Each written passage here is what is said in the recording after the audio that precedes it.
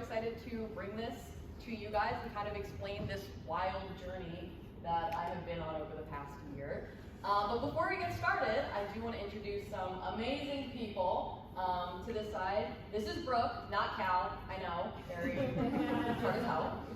Kris, would you like to introduce yourself? Hello, what have we here? I'm Kris. I am not an invader today. I am Keller and Beck. But thank you all for coming. And then finally, I do have to shout him out. Obi-Wan in the corner, he is my tech guy today. So behind the scenes, you got it.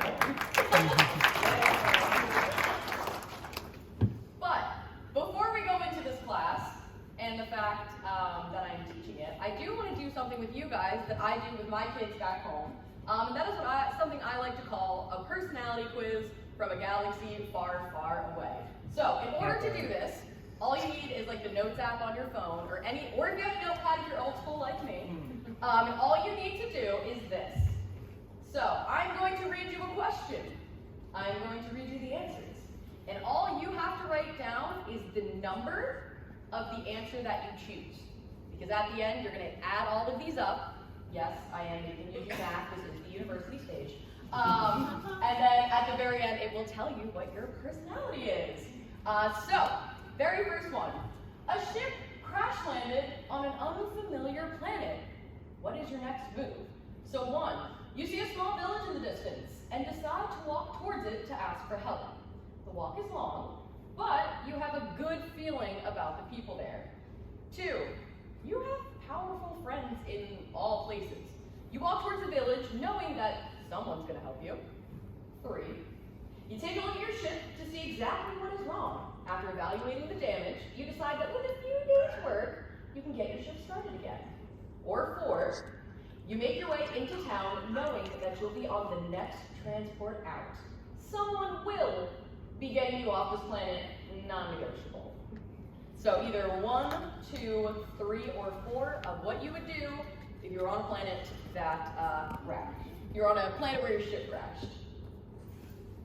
And then Brooke, take me to the next one. All right, second one. You are sent on an important mission to negotiate a treaty with a hostile planet. How do you prepare? 1, consult with my peers to come up with a strategy to compromise with them. Best ideas are collaborative. 2, by investigating the customs of the planet, the better I can understand the people, the better I can help to solve the problem. 3, I don't. Either they agree with me, agree with the treaty, or it's war. Simple as that. Number 4, I may not be one for conversation, but I am good with listening to people. I'm confident that I can make them agree with a little prep.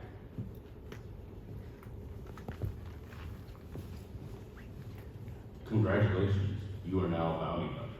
How do you decide what jobs to take? 1, honor. Whatever job would help the buyer and would allow the galaxy to prosper. Credits are a nice bonus, but not the priority. 2, I take the jobs that would make me a household name. People only want to hire the best. 3, whatever job offers a perfect balance of safety and a good amount of credits. Or 4, whatever gives me the highest amount of credits. Honestly, I would choose 4. I'm not even gonna lie. I'm a teacher, guys. I need 4.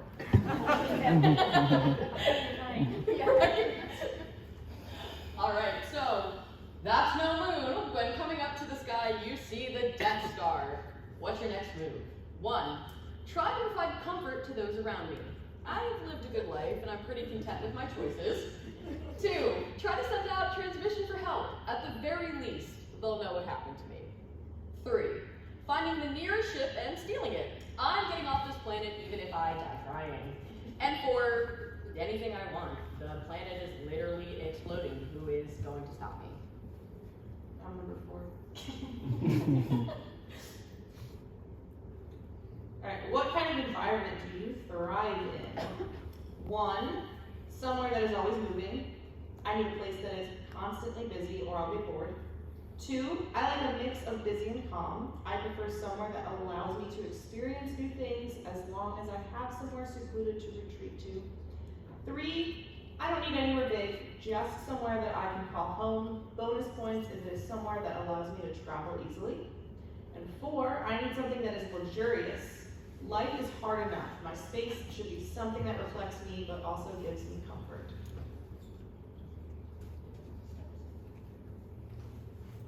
You're offered a large sum of credit to smuggle in some spice with your shipment. What do?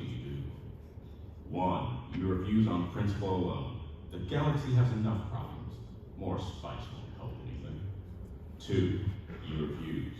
You're getting enough money from the original job, and the threat of the Empire catching you isn't worth the risk.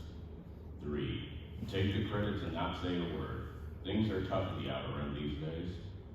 4, take the credits, finish the job, and then report them to the Empire. The reward you'll get for returning them in is worth it. All right, this one was directly inspired by the Clone Wars, by the way. You managed to sneak into the Jedi Temple. Before they're alerted of your presence, you managed to steal one thing. What are you taking? 1, a data crystal with stories about ancient Jedi. I want to learn more about them and how to connect with the Force. 2, a honing beacon that allows you to call any Jedi to your side at any point in time. 3, a collection of lightsabers. These things go for insane amounts of credits on the black market. Or 4, a holocron with a list of every Force-sensitive youngling in the galaxy. Yes, yeah, if you choose 4, you are Cat Bane canonically, sorry. Or cow. Alright, so, what you're going to do is you're going to add up your points, and it will tell you if you are a Jedi, Bounty Hunter, Senator, or Sith. Now, the reason that I do this and I open up my class this way is because before I even get to know my students, I get to know a little bit about them just by their answers. So typically, my Jedi are my students that I can kind of put anywhere. They're really good with meshing with other people. They're really good with answering questions. They're kind of the I'm down for anything type of students. My senators are often the ones that are kind of quiet, but if you give them the space to take the lead, they do, and they really thrive in those environments, but they just need that little push to get there. My bounty hunters are the ones that have no interest of talking to anyone. They want to come in, they want to do their work, they want to leave, and I respect that. And then finally, my Siths. I adore my Siths. My Siths are my class clowns. They are the ones that are raising their hands to get the questions. That's Kris. They're the ones who are just so energetic and extroverted and amazing. So I started this off because 1, it also kind of gets them in the spirit of it, gets them excited to take this class that I started. Which ones would you say are the ones that emailed you about Thrawn yesterday? Yes, a little side story. My kids obviously know that I'm here, and I was at the Thrawn panel, and after the news hit the States back, I opened my email, and about 12 students had emailed me in all caps, Miss B, are you okay? Miss B, are you coming home? I heard about Thrawn. Thrawn is my favorite character. Were all my Siths. So what this class is, the class is actually titled Discovering the Galaxy. And it started because when I started teaching at the school that I'm in, back in the States, the public school system is a little interesting at times. And the one thing I noticed from talking with my students is they hated coming to school because they hated learning. And I was like, that's not cool. And as I started getting to know my kids more, I was like, what do the youth of America like? Because I don't know. And I was so surprised when they said Star Wars, because when I was in high school, it was not cool to like Star Wars. I was like trying to like cover my Rebel sweatshirt. And it was so cool to come back into the school setting and see Star Wars being like everywhere. It doesn't matter what kind of clique you were in. It was something that brought us all together. So I put my thinking cap on and said, how do I make a class about this? And I found that it kind of came quite easily because there are so many things within Star Wars that are educational. So the student interest part was a huge step in getting this class off the ground, but also kind of partnering with the school district that I work in. My school district right now, their big kind of push for their students is to promote literacy. Meaning, kids don't read, and we really wanted them to get reading, to get excited about reading, and as all of us know, there are 1,012 Star Wars books out there, and it is a great way to kind of bridge that gap between actual learning and fun learning, which is what we all do every day. And honestly, more than anything else, this has been a passion for me I can remember being like 5, 6, 7 years old, and people would be like, oh, like, who would you be in Star Wars? And my first answer was always like, oh, I would teach at the Jedi Temple. And they were like, you don't want to be on like Geonosis or like Mustafar, anything like that? I'm like, no, I want to sit in the archives. So when I finally had the opportunity to make this class, it was truly, truly a dream come true. And the fact that I am able to bring in and kind of usher in a new generation of Star Wars students has been probably one of the greatest gifts in the world. So if you look on the screen, this is how I decided to break down the class. So it is in 4 units, and each unit kind of covers a different part of Star Wars. So what Unit 1 is, that is where we kind of do our broad overview. This is about 3 months. So we go across the prequels, originals, and sequel trilogies, as well as all of the little off branches that we all know and love. And this is where kids really get to understand character development, because we get to see characters kind of rise and fall and grow across trilogies throughout the stories, and it's just really, really great for them to go into something knowing the characters, knowing the backgrounds, so they can use the skills and transfer that when they're learning about Hamlet or boring English class thing. They can be like, oh, all right, character development, plot stories. I remember that from Star Wars. I can now do that with all of these actual English things. And they are able to kind of see that connective thread between them. This is also where we talk about a lot of themes and tropes and how we can kind of look at symbols and how they're kind of thrown and shown throughout and grow. So it's been really, really cool to have kids come in that have no idea what Star Wars is. We watch the prequels, they're like, oh my gosh, I love Anakin. And then we watch the OT and they're like, Misty, what did you do to me? And I'm like, Bestie, it's been like 40 years.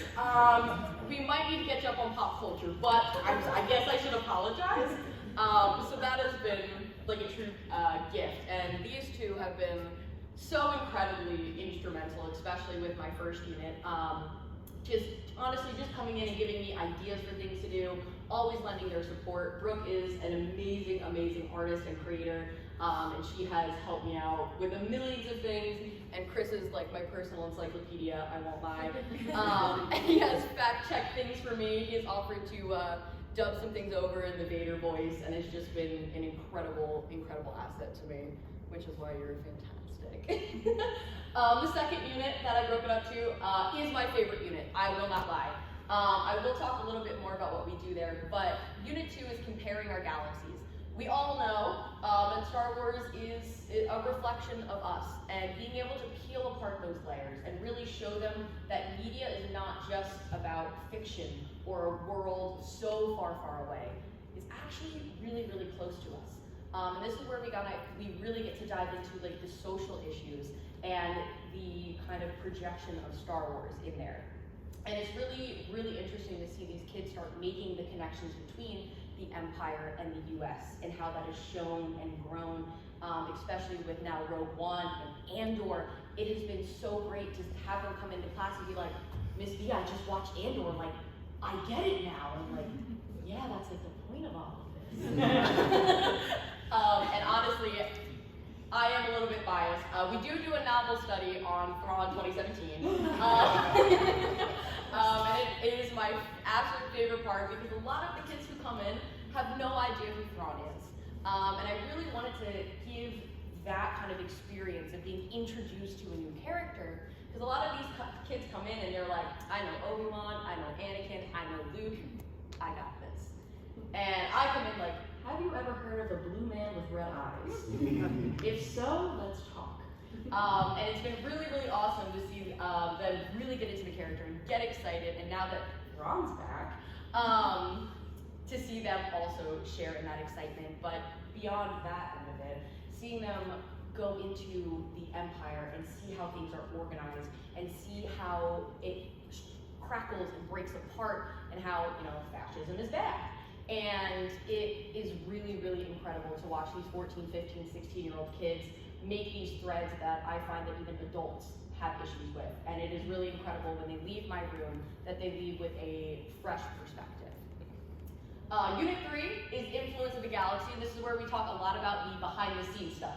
So this is how movies are made, how people are casted. This is how movies make money. This is how toys are done.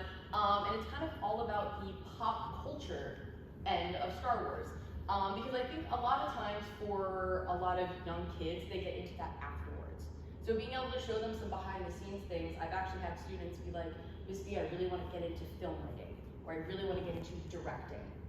And to show them that like, hey, this is possible, you can do this, has been fantastic.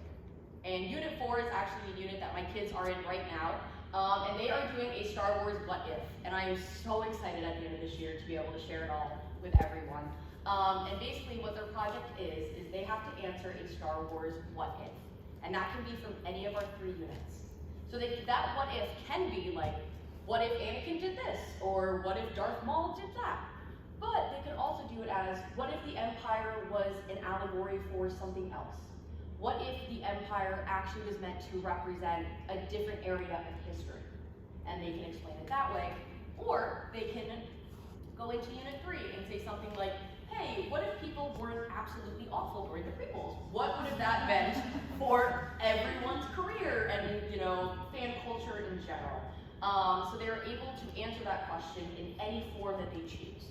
So if they want to write me an essay, love that. They want to make me a movie, love that. If they want to animate something, if they want to do a comic reel, anything that inspires them, I'm able to give them those tools. Because outside of teaching, like, I podcast, I have we both draw. So I have the technology to help these kids. In the district that I work in, unfortunately, a lot of these kids don't have that access. So to be that key point to say, hey, let me help you discover something that you love and discover the galaxy, has really, really been something so incredibly special. So I want to show you some of the stuff that my kids did, because I'm like a proud mom, and I love them. So this is from our toy creation lesson. So what we did is we talked about how important Star Wars toys are, not only to the franchise, but to collectors. And we talked about kind of the fan culture around that. So I tasked them with the challenge of using all recycled things that I found in my classroom to make some Star Wars toys, and they had to pitch them. So the very first one, all the way on the very end, that is a Lowe's cat. And my student was like, Miss B, only like Build-A-Bear and like Etsy has them. I think we need more. And I was like, absolutely. You are completely right. The one on the very end, that is meant to be Stinky, not Java.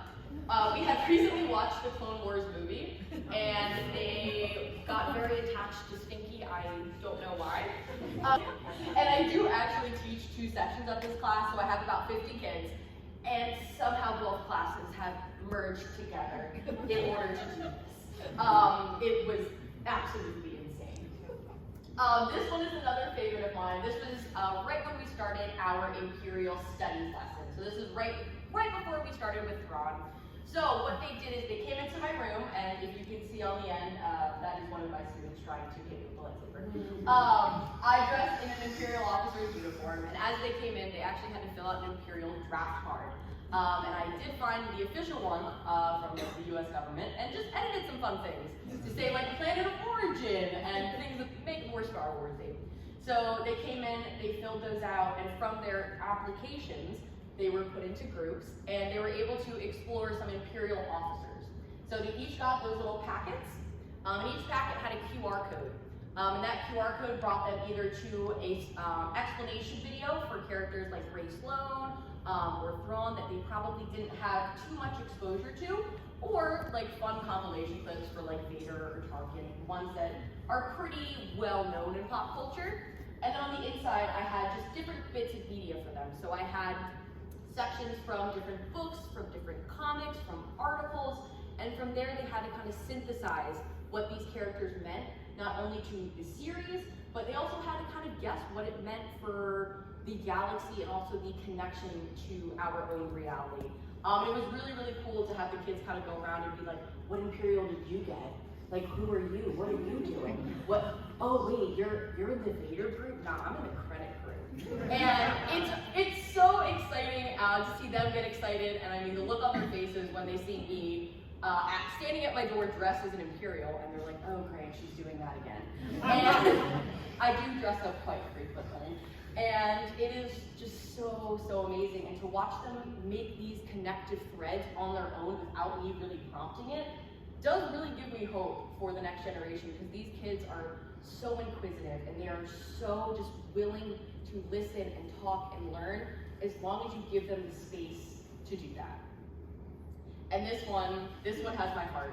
It truly has my heart. So I gave them the challenge that using only recycled materials, they had to make cosplays. This was during our unit where we talked about fan culture. They also made some PSAs on how to be a good Star Wars fan. And we kind of talked about the fan culture, we talked about celebration, and cosplay obviously is a huge part of it.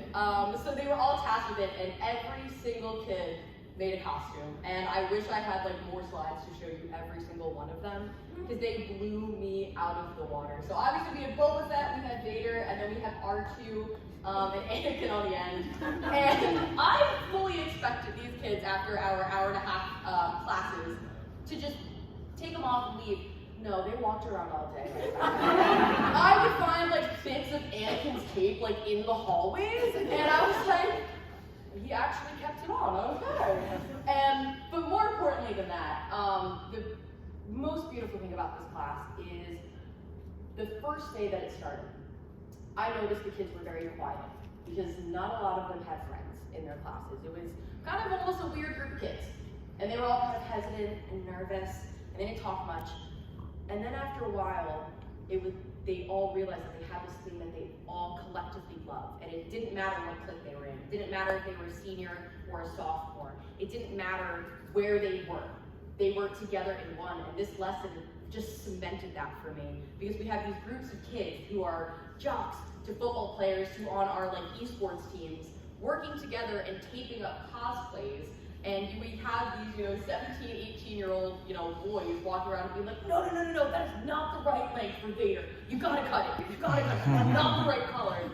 And it's so funny because, I'll have other teachers or administration come in my room and they're like, I have never seen that kid awake in class before. I'm like, I don't know, he's always bouncing up in here, so he's some. And that has been the real joy of this class, is just doing things like this and giving my kids the opportunity to want to come to school, because that is something that is unfortunately so absolutely rare in this kind of time and place and in the world. Most importantly though, what this class does is it is bringing in the next generation of fans, and that is something that I have always been passionate about. Brooke and Kris will tell you their experiences with things like this in a second. But for me, when I first got into the Star Wars fandom, I don't come from a Star Wars family at all. My mom just got the connection that Kylo Ren and Darth Vader are not the same thing. So I didn't know where to start. So I remember going to my local library and I'm like pulling out Legends books and I'm like, what does this mean, Dark Rendezvous? I don't even know what rendezvous means. And I had to kind of navigate this world on my own.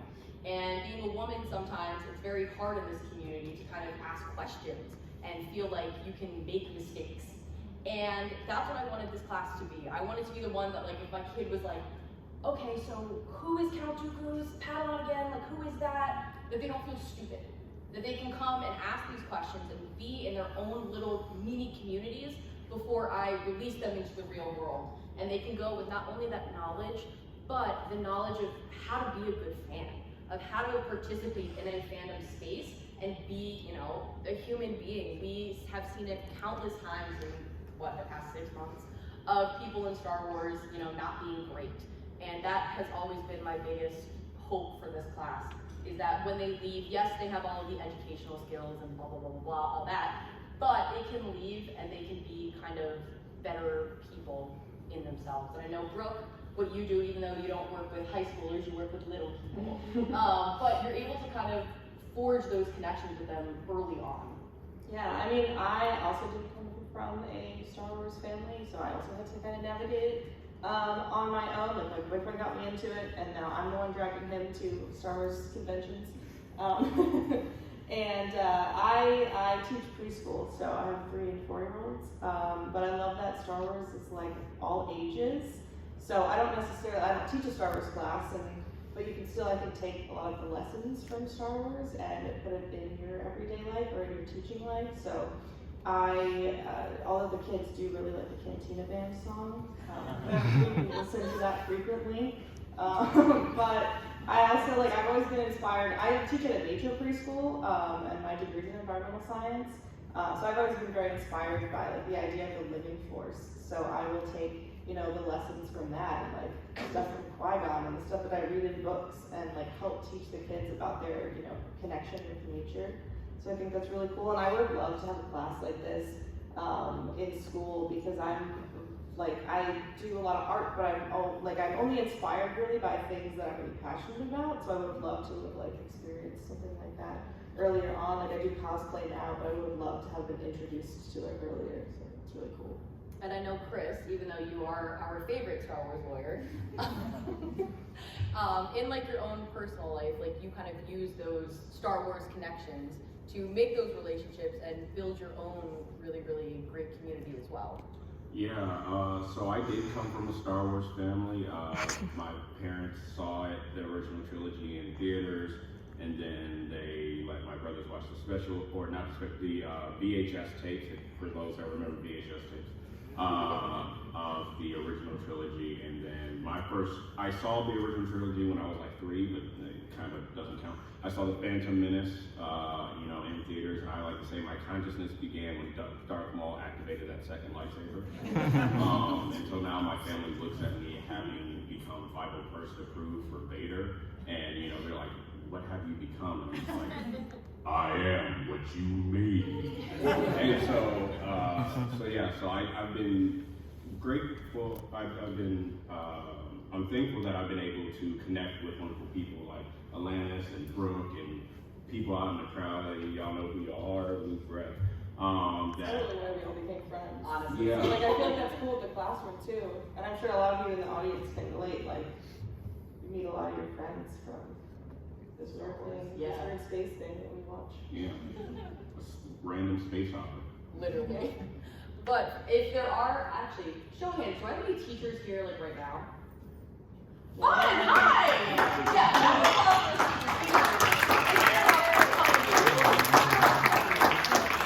But for my teachers in the audience, some of you may be wondering, okay, this is cool. How in the world did you get your school to let you teach it? This is crazy. Well, here's one thing about me. I am crazy. So what I did was I came up with this curriculum, and before they even told me yes, I wrote it out. Because I was like, there's no way they're telling me no. Because I'm coming in with every single card on the table. So I wrote out the whole curriculum, and I saved it in a file. But I was like, that's not good enough. I can't just send an email with this. They're not going to read it, but they're going to watch it.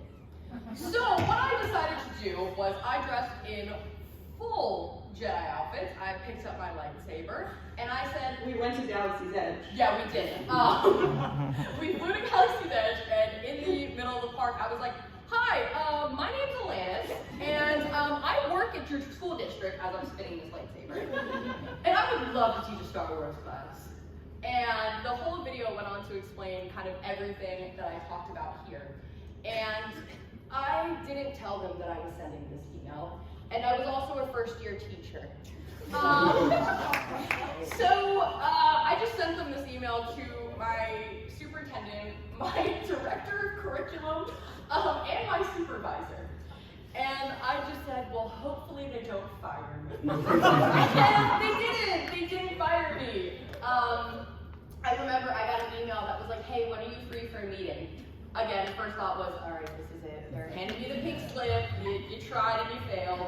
But they didn't. They actually sat me down and they were like, it has been a while since we have met someone with so much passion for a class. And I was like, thanks. And they were like, they read through the curriculum, they absolutely loved it. And they were like, all right, step one though is, how are we gonna bring in more books? And I said, well, if you give me a budget. And they were like, let's wait on that. So what I did was I actually created a TikTok for this class. It's called At Discovering the Galaxy. And what I did was I did a classic teacher move, and I tried to crowdfund.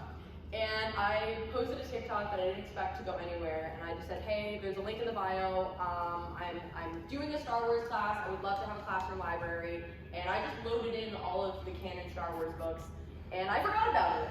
And I was like, okay. And I woke up a couple days later, and my entire porch was filled with packages from people all around the world supporting this class. And that immediately made me cry in my house. It was such an incredible feeling to get support, not only from like my school district, because I know a lot of teachers, you know, we feel a whole lack of support from many, many areas, but to get the support from them, to get the support from my students, and then to see the Star Wars community come together and support something like this was more than I ever could have imagined, more than I ever could have hoped for.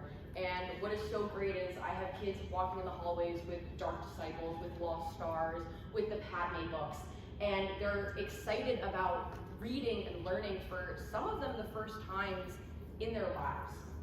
Because here's the thing, all of us are here because we love Star Wars, right? Obviously. We all had to learn about Star Wars. Let that be through movies, let that be from reading through Wikipedia, me, or just talking with people. That is all learning. Learning isn't just sitting in a high school, college, or pre-K class. Learning isn't just like sitting on, you know, a Zoom meeting. Learning is being actively engaged in what you are doing. And that is the very core of this class. Because these kids don't come in and listen to me talk for 84 minutes. I don't have the mental capacity to do that. I just don't. They come in and they are doing things, they are talking with each other, they are building projects, they are making things, they are reading, they are talking, they are presenting, and they love it.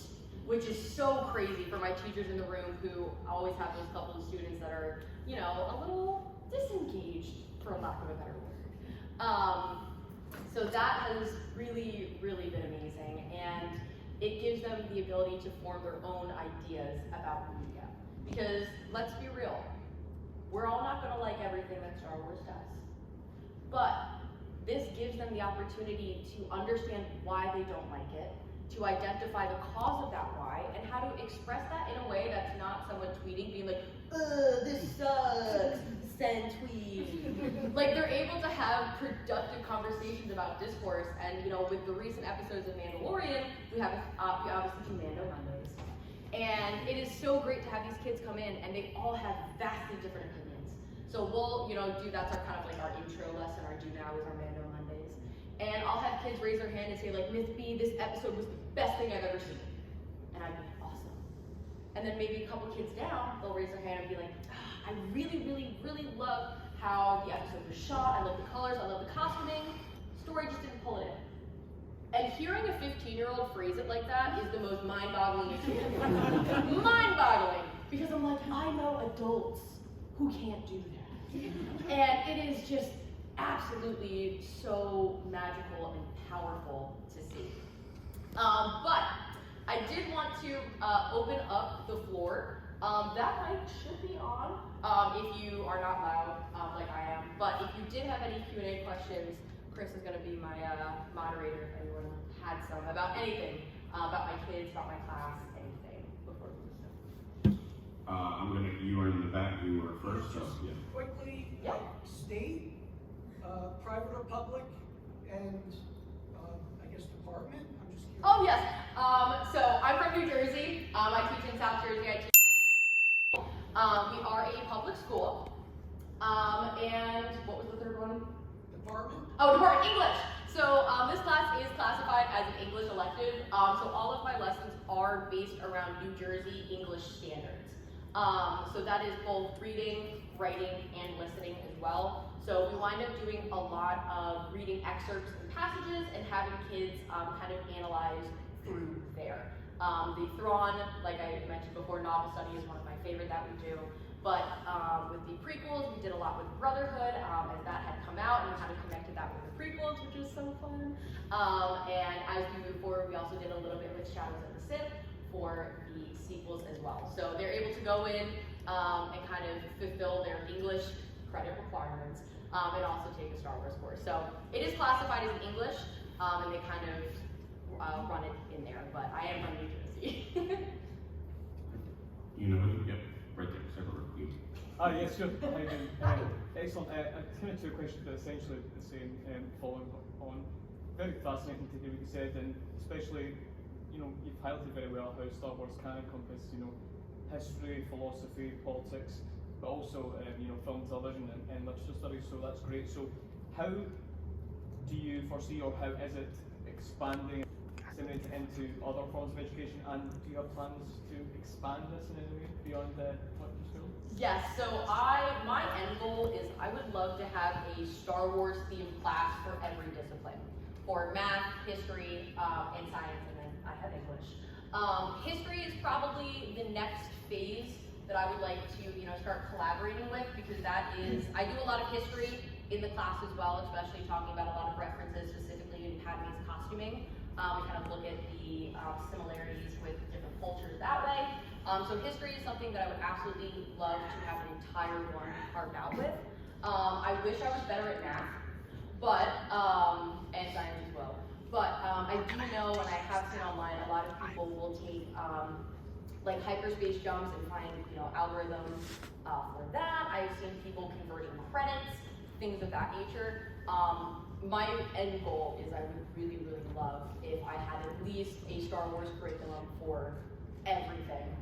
Because for my teachers in the room, you kind of know that the way that education is moving forward is if a kid isn't interested, you're done. Like, it's you're lost. And that interest can come from a million things, and it doesn't matter if us teachers come in doing somersaults and backflips. If they are not interested in the topic or the lesson, you're not getting anywhere. And Star Wars is cool now, and this is, I really think, going to be a jump in education for more things like this. Because even if a kid doesn't like Star Wars, like, how cool would it be if you could take, you know, a math class, but that math class was around, you know, whatever you were interested in, let it be Marvel or another topic or series. But as far as expanding things out, at the end of this year, I will have everything kind of all laid out, and I will be posting everything online for teachers anywhere to use for free. Because I know for my American-based teachers, the teachers pay teacher struggles, and I really think that this class should be accessible for absolutely everyone, no matter what. I don't really believe in paywalls. I don't believe that education should be locked behind money. It's not fair.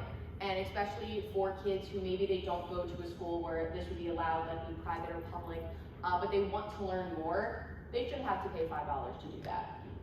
So I'm in the current process of collecting everything. The curriculum though, once we get to the end, and I'll show you the socials, the curriculum is posted on there, as well as some kind of sample lessons, but everything, like, so PowerPoints, worksheets, directions, working on getting the lesson plans, that is the hardest part of it all, together, and everything will be available on a Google Drive link that I will post about, and that is just free for everyone to use. And that's something that I am very, very excited to share, and I would love if a school anywhere in the world picked it up, and that would be probably the crowning jewel of anything I've ever done in my life, would be to see this class expanded, not just in New Jersey, but kind of all over. First of all, it's just such a breath of fresh air hearing you talking. Thank you. And do you ever get any kids who are really opposed to it, who are just like, oh, I hate Star Wars? So, funny enough, I actually have parents. So, the very first back, yeah, funny, right? So, it was actually at the first back to school night. I had a parent approach me that was not too happy that their kid was in a Star Wars class. Because they were like, my kid is here to learn. What are they going to do, sit and watch movies? And I was like, actually, no, we actually don't watch the movies. We only watch maybe 10, 15 minutes. Most of them have already seen them, and they've already seen them like 12 times. And it really took a lot of explaining to get the point across that this isn't just like, we're gonna come in and we're gonna talk about Obi-Wan's beard. Like, it is more than that. It is actually educational. That should be a day, though. Agreed. I second that. So, it was more parent opposition, but I actually, funny enough, had a lot of kids in the class who were like, I thought this class was about astrology. And I was like, no, it's discovering the galaxy, the description. And yeah, I had a lot of kids thinking we were going to learn about zodiac signs. So it was a little bit of a culture shock for them. But I actually have one of those students who recently, right before I left to come here, was like, Miss B, I'm going to miss you so much. And I was like, well, I'm going to miss you too. And she's like, no, you're not going to be here like when Mando comes out. And I was like, well, yeah, I'm going to be in England. And she was like, but I love talking with it about you. Like, I watched all of it. Like, she's like, I'm almost done with the Clone Wars. Like, and being able to see a kid like that who thought it was going to be talking about like Capricorns, to now her being like, I love Fennec Shan. It's so cool. It is so cool. And it's just, it warms my heart every single time. It is a joy, a pleasure, and just an honor to teach, honestly. Yes? Yeah. I had a question. I'm a French student in political science, and I've kind of done the opposite that you did. That's the use Star Wars in presentation and even in an exam. And I was wondering, I mean, teachers were very often surprised when I did so, and sometimes they could have been kind of judged severely. So I was wondering if for example, it's way easier to remember what even Adam Smith's invisible hand is, once I've learned that it's also the name of General Grievous sheep. I will never forget what it is now. And so I was wondering if it's maybe a difference in between American educational system and ours. So do you think there's an openness to using pop culture in school?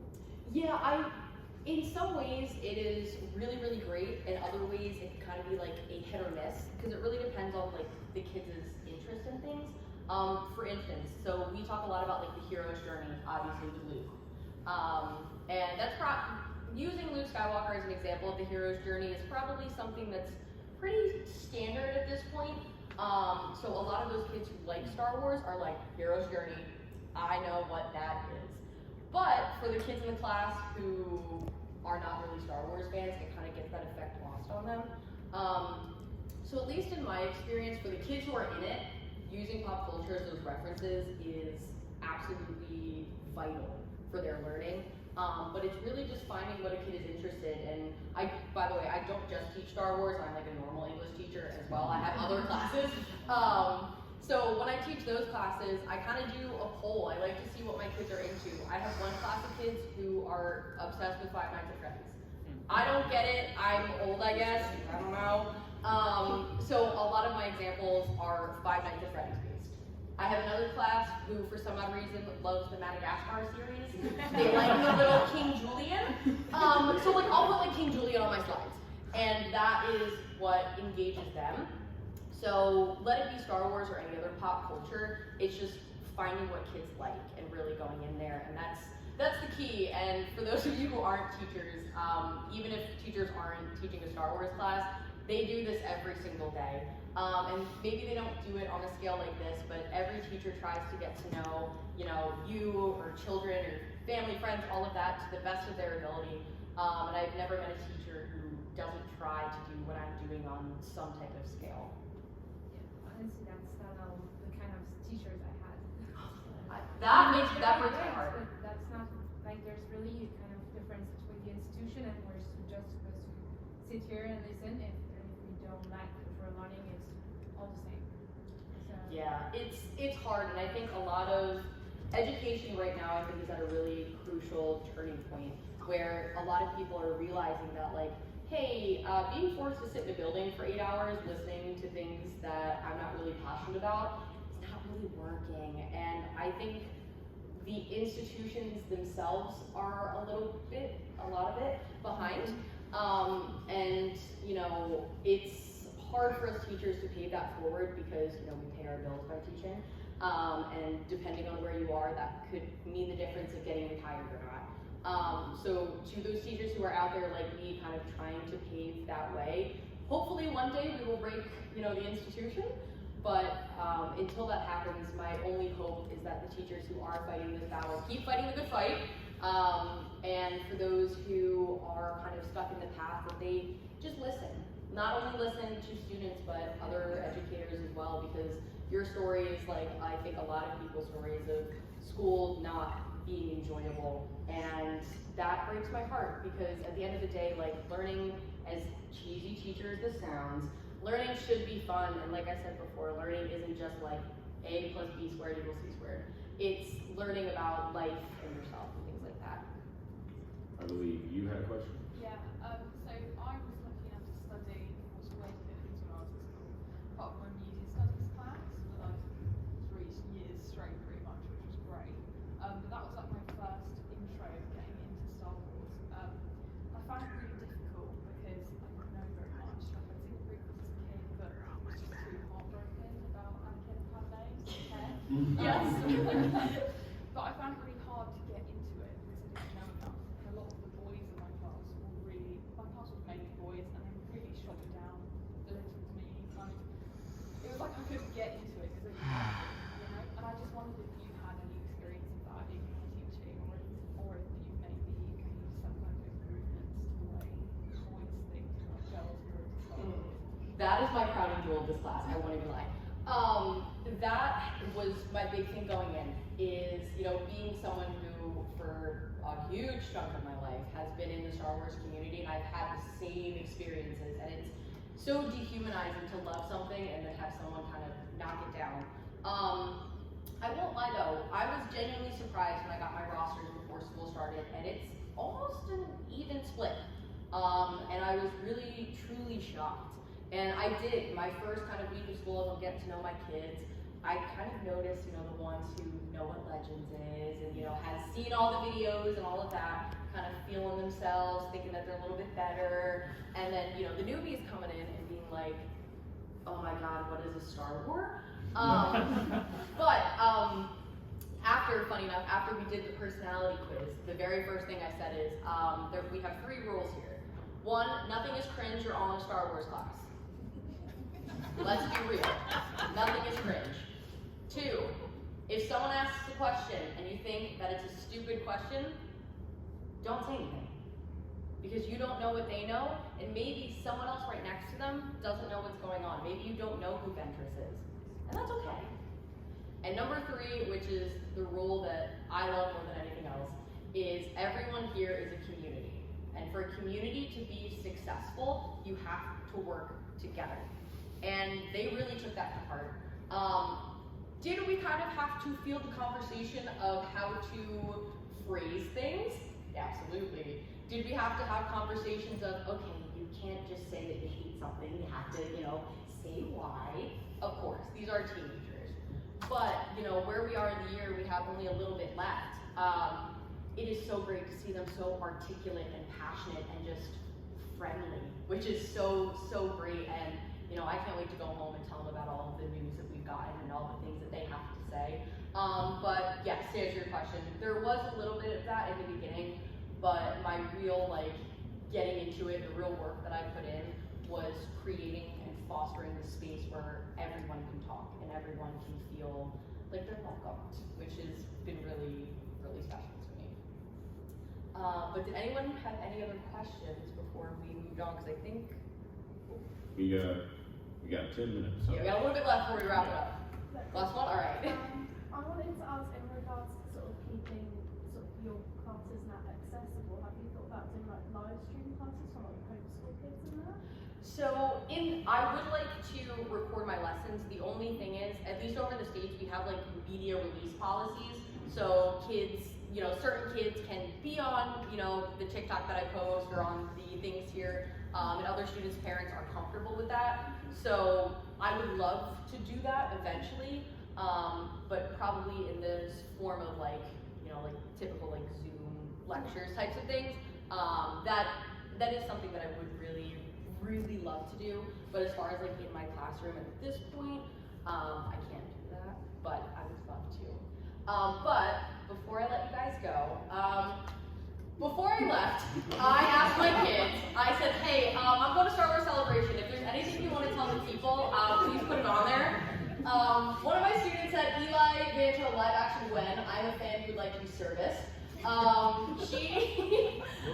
absolutely adore the student. She came to me over the summer and she said, Miss B, I read Heir of the Empire. And I said, I love that for you. And she goes, I love Thrawn. And I said, well, have you read the Thrawn 2017 trilogy? And she said, what is that? And she has read all 3 of them. She read for the Ascendancy. She has, I think, 4 books left of canon, and she's done. And she started in September. I am so unbelievably proud of her. She is just so incredible, and she has made an attachment to Eli Vanto. And but a lot of my kids have just been so incredible and so open. And like I said, and like Brooke told me to mention before, they are just so into it. The emails that I got while at Celebration of, Miss B, are you okay, when they found out Thrawn was announced. Ones of, all caps, live action Sabine, finally! Like, so many things, and just being able to share that passion and knowing that, like, all right, I am unleashing 50 good, nice, kind Star Wars fans into the world makes me so excited. And like, I already have students coming up to me be like, all right, Miss B, 2025, I'm a senior, that's my senior trip. And I'm like, all right, you better start saving up. And they're like, done. They're like, I'm getting a job this summer. And I'm like, awesome. So it's really, really been, I think, the most beautiful experience in my life. And talking to the guidance counselors at my school, the class is running again next year. Supposedly it's supposed to be even bigger. They did have to create a cap on it. So while I have 2 sections right now, I don't know if that will turn to 3 sections or more. I don't know how much they'll let me do. So the class is continuing. It is gaining traction not only in my local communities, but places online as well. And when I got the confirmation that I was sharing it here, I was like, all right, mission accomplished. Which brings us to this. Hi Star Wars fans, Miss B, me, is the GOAT, which I learned is greatest of all time. So please follow this legend on her socials. Miss B, tell them your socials. So these are our socials. Kris, if you would like to tell them where they can find you. Yes, you can find me on Twitter, Instagram, TikTok, YouTube, and Twitch at StarwarsLawyer, all in word. I will say, by the way, Kris does some amazing analysis. I have collabed with him on many things involving Lando. So if you are looking for a complete Lando expert, he's your guy. Where's my live action show, guys? Brooke. Yeah, you can follow me on all those things too, Twitter, Instagram, TikTok, Twitch, not YouTube yet, but maybe one day. _Bdazzler_. Talk about Star Wars. And everything. And Brooke is the most, honestly, because Brooke is not good with giving herself any credit. Brooke is one of the most creative, kind-hearted, just totally open and accepting people I have ever met in my life. There's been so many times where I was like, Brooke, I need a logo, or like, Brooke, how am I supposed to make this costume for my class that is in 3 hours? And Brooke's like, I got you, you have duct tape and a dream. And she helps me get it done, which is phenomenal. And in the back, that is Luke, that is my boyfriend. He's the one that listens to me cry when I can't write my lesson plans in time. And you can follow him at the Podmons. And then there's me. I don't actually think I said my name, but I'm Alanis. Hi. My kids do call me Miss B. You can follow the class at Discovering the Galaxy on TikTok. We have a lot of videos of the different lessons that we have done more in-depthly. I have a couple of videos with my kids on there, so you can kind of see how they're going. And my personal accounts, where I can talk about my opinions on Star Wars, is at Notakyber. But I sincerely wanted to thank, obviously, everyone that I have here for supporting me today, because y'all are fantastic, as well as my friends out in the audience. But thank you all for coming today. Education, it's a hard field to be in. It's tough, it's hard, it's stressful, it consumes you every single day when you're in the classroom. And for any teacher that you know, or the teachers in your life, please know that we're trying. It's been a very rough couple years, and we have forces in all of our heads telling us, yes, no, go, forth, no, stop. And to be able to share this with you and see how engaged and awesome and supportive you all were has been a gift and a dream. And I hope you all enjoy Celebration. I hope you all get into all the panels. Thank you so much for supporting. and may the force be with you guys. Thank you.